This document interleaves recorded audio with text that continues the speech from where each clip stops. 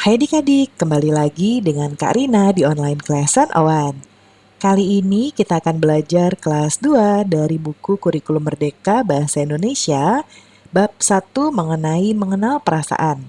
Di halaman 6 sampai 11 kita akan membahas Mimi marah.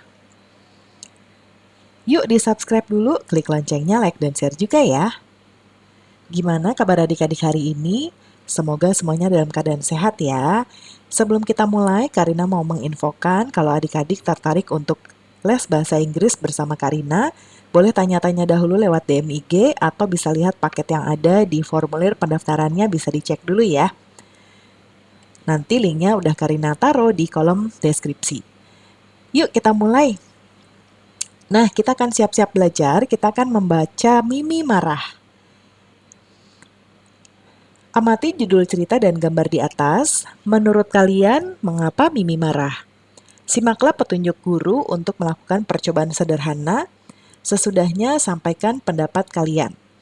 Nah, adik-adik coba lakukan seperti Mimi di halaman sebelumnya. Ya, badannya seperti ini ya. Lalu tangannya diremas-remas, lalu teriak, ya. Lalu mukanya juga tegang seperti ini.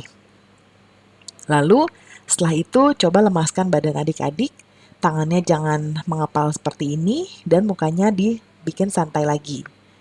Nah, menurut adik-adik, keadaan mana yang lebih nyaman bagi tubuh adik-adik ketika sedang marah atau tidak? Tentunya ketika kita tidak sedang marah ya. Nah, kita akan membaca cerita ini ya. Jadi ternyata ini adalah penyebab Mimi marah.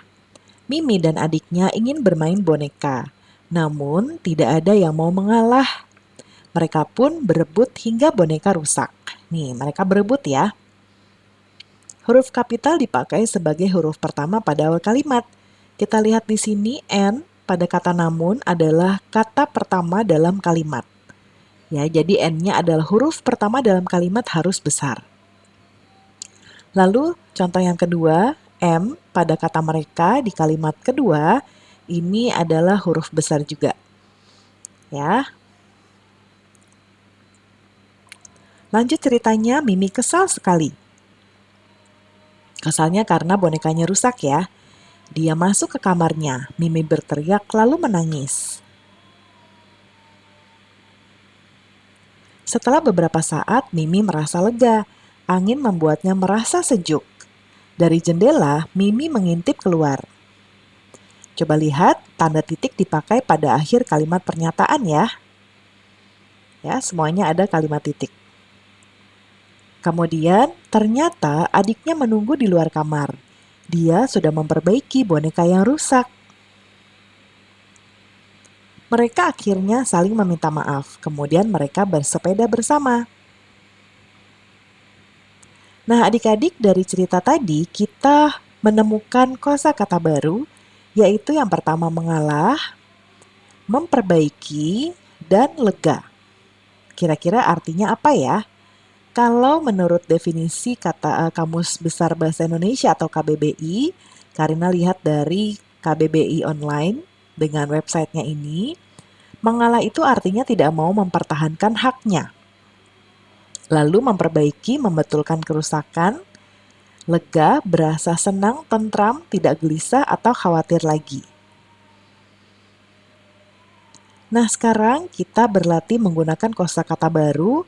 Dari 3 kosakata tadi, mana yang cocok untuk ketiga soal ini?